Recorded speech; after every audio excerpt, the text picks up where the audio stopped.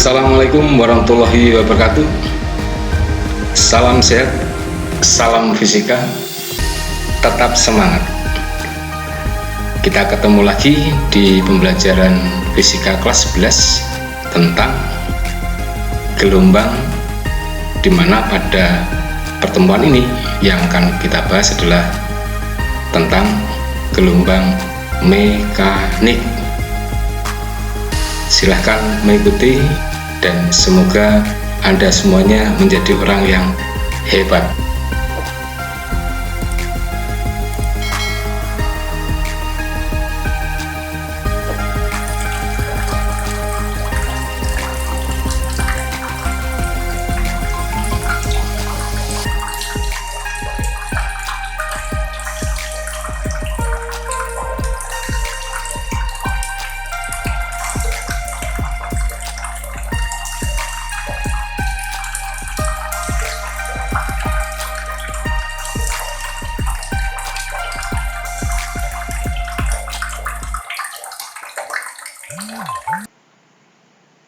Gelombang mekanik. Gelombang mekanik adalah gelombang yang perambatannya memerlukan medium atau zat perantara seperti zat padat, zat cair, maupun gas yang tidak disertai dengan perpindahan partikel-partikelnya. Jika kalian mau mencoba, yaitu dengan memperhatikan ada semut di gelas yang berisi teh manis, maka kalau kita goyang-goyangkan, semut tersebut tidak mau berpindah posisinya. Itu adalah membuktikan tidak disertai perpindahan partikel. Sedangkan klasifikasi gelombang itu berdasarkan arah getarnya ada dua, yaitu ada gelombang transversal dan gelombang longitudinal. Gelombang transversal adalah gelombang yang arah rambat dan arah getarnya saling tegak lurus. Kalau kalian perhatikan pada gambar, itu adalah bentuk daripada gelombang transversal, di mana arah getarnya ke arah vertikal dan arah rambatnya ke arah horizontal. Antara puncak dengan puncak gelombang itu adalah merupakan ukuran daripada panjang gelombangnya atau lambda. Dan dari mulai awal sampai kembali ke nol lagi, itu adalah juga merupakan ukuran daripada panjang gelombang. Nah, yang kedua adalah gelombang longitudinal, di mana gelombang longitudinal itu adalah gelombang yang arah rambat dan arah getarnya saling sejajar. Kita contohkan pada pegas atau seringgi ini, arah getarnya adalah ke arah kanan kiri atau kiri kanan, dan arah rambatnya juga arah yang mendatar atau horizontal.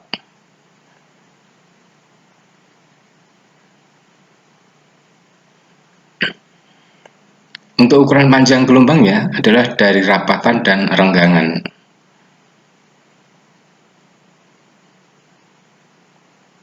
Seperti pada gambar. Kemudian yang berikutnya adalah berdasarkan amplitudenya. Berdasarkan amplitudenya, gelombang itu ada dinamakan gelombang berjalan, dan kemudian yang kedua adalah gelombang stasioner.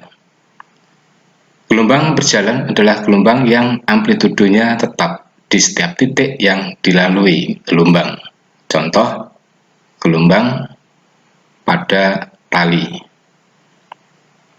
Nah, kalian perhatikan pada gelombang tali digetarkan atas bawah, panjangnya L, kemudian menjadi bergelombang. Arah rambatnya ke kanan, arah getarnya atas dan bawah. Kemudian yang kedua adalah gelombang stasioner atau gelombang diam. Gelombang yang amplitudenya berubah-ubah, contoh seperti pada tali gitar. Itu kalau tali gitar kalau kita petik nanti akan bergelombang, kemudian gelombangnya adalah menghasilkan gelombang stasioner. Di gelombang stasioner itu bentuknya seperti pada gambar.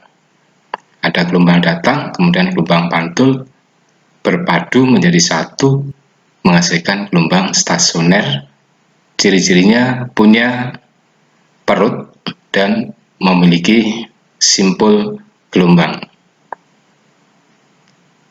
Nah, pada gambar tersebut simpulnya ada 5, perutnya ada 4. Hanya dihitung salah satu, perut yang di atas atau perut yang di bawah. Ada 4 besaran dasar gelombang yang harus kita perhatikan, harus kita kuasai, yaitu antara lain adalah panjang gelombang, kemudian waktu periode, frekuensi, dan kecepatan rambat gelombang. Nah, ada sebuah gelombang mulai dari A ke B, ke C, ke D, ke E, ke F, ke G, ke H, dan ke sampai I. Untuk titik B, F adalah puncak gelombang, sedangkan D dan H adalah sebagai dasar gelombang.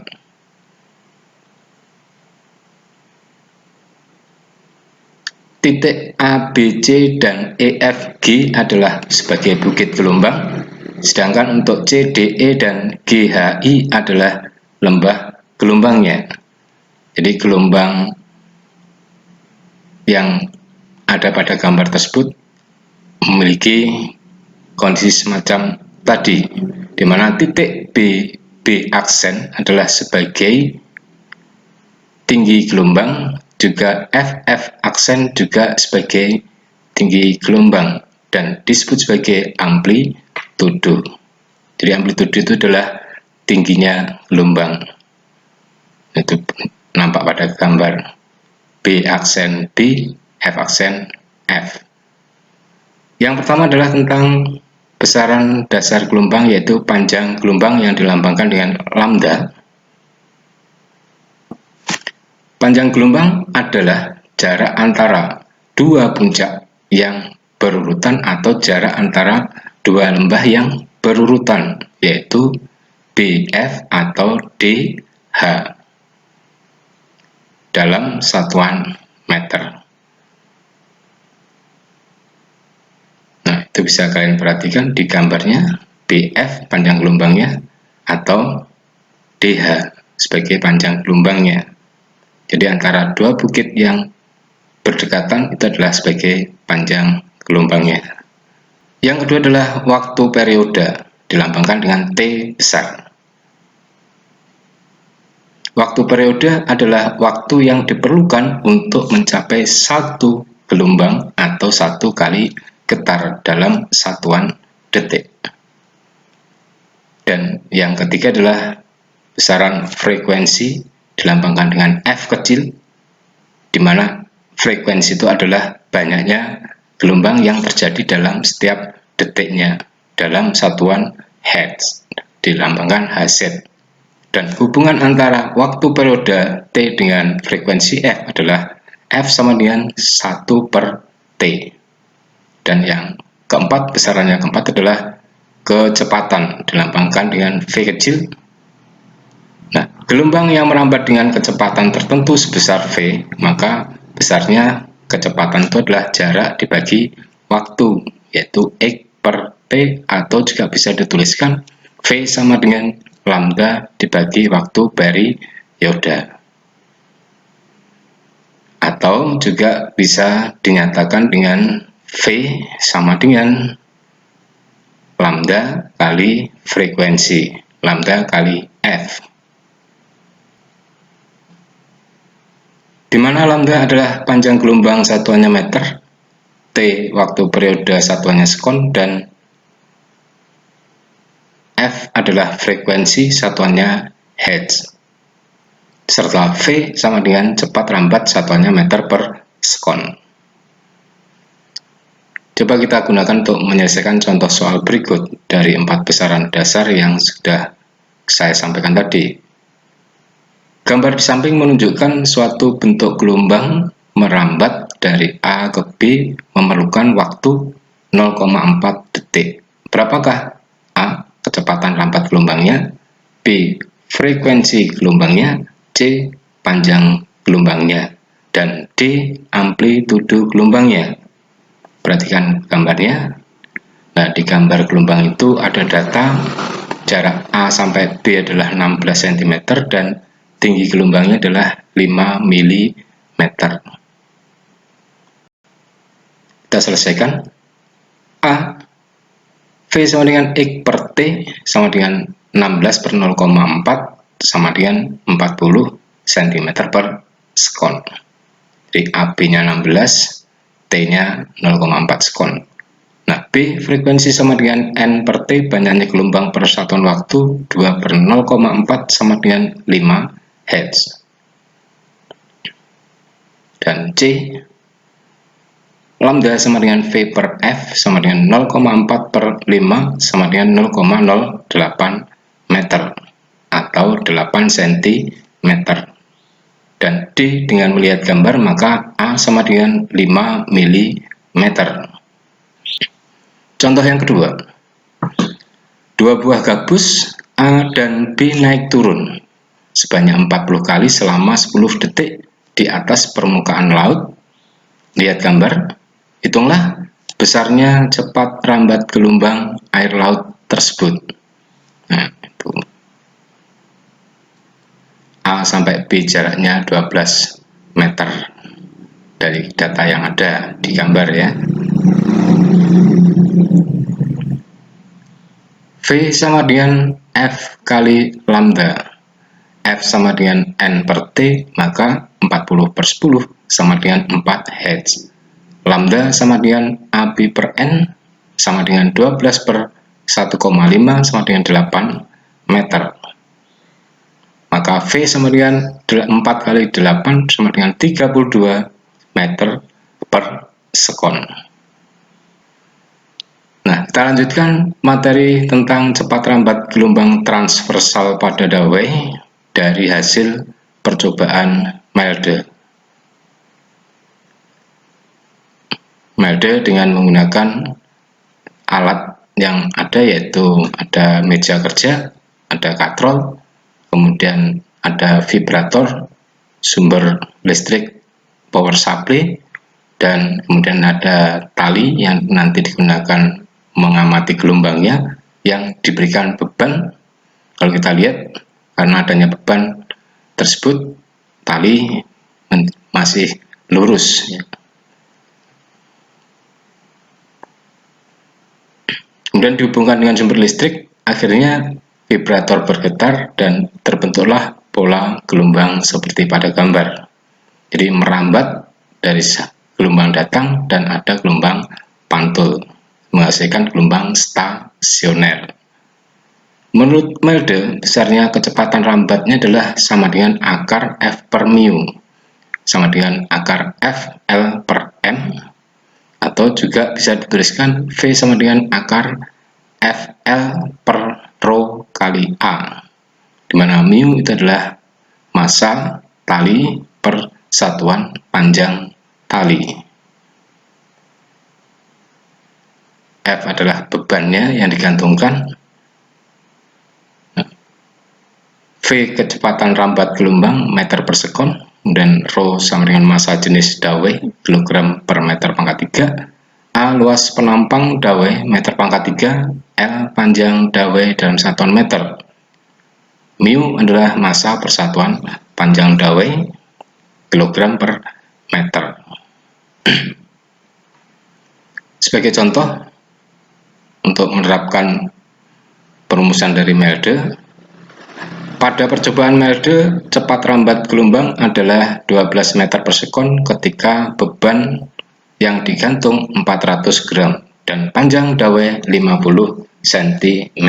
Tentukan cepat rambat pada dawai jika massa beban yang digantung diganti 200 gram dan panjang dawai diperbesar atau ditambah panjangnya menjadi 100 cm. Maka V sama dengan 12 meter per sekon, M 400 gram, L sama dengan 50 cm, M aksen sama dengan 200 gram, dan L aksennya 50 cm, maka V aksennya berapa atau kecepatan barunya berapa? Nah, kita gunakan rumus perbandingan V banding V aksen sama dengan akar F per mu dibanding akar F aksen per mu. Karena tali yang digunakan sama, mu-nya sama, F-nya hilang. Menjadi V banding V aksen sama dengan akar M kali G banding akar M aksen kali G. Karena G gravitasi nilainya sama, maka juga akan menjadi hilang. Sehingga selanjutnya kita tuliskan 12 banding V aksen sama dengan akar 400 dibanding akar 100. 12 dibanding V aksen sama dengan 20 dibanding 10. Maka V aksen sama dengan 12 per 2 sama dengan 6 meter per sekon. Yang terakhir adalah tentang energi dan intensitas gelombang. Nah, ketika gelombang merambat pada suatu medium, gelombang tersebut memindahkan energinya dari tempat satu ke tempat yang lainnya. Dan besarnya adalah E sama dengan setengah M omega kuadrat A. Energi yang dipindahkan gelombang tiap satuan luas, tiap satuan waktu adalah disebut intensitas gelombang yang besarnya sama dengan daya persatuan luas. Contoh kita gunakan untuk menyelesaikan soal. Intensitas gelombang gempa di Yogyakarta yang berada 106 km dari sumber gempa adalah 6 kali 10 pangkat 6 watt per meter pangkat 2. Hitung intensitas gelombang tersebut di Cilacap yang berada 212 km dari sumber gempa. R sama dengan 106, I sama dengan 8 kali 10 pangkat 6 watt per meter pangkat 2, R aksen sama dengan 212 km, I aksen sama dengan berapa? Nah, demikian tadi pembahasan tentang gelombang mekanik dari materi sampai pada contoh soalnya. Semoga bisa kalian pahami dengan baik dan untuk menjadi Anda nantinya menjadi orang yang sukses. Wassalamualaikum warahmatullahi wabarakatuh. Salam sehat, salam fisika, tetap semangat.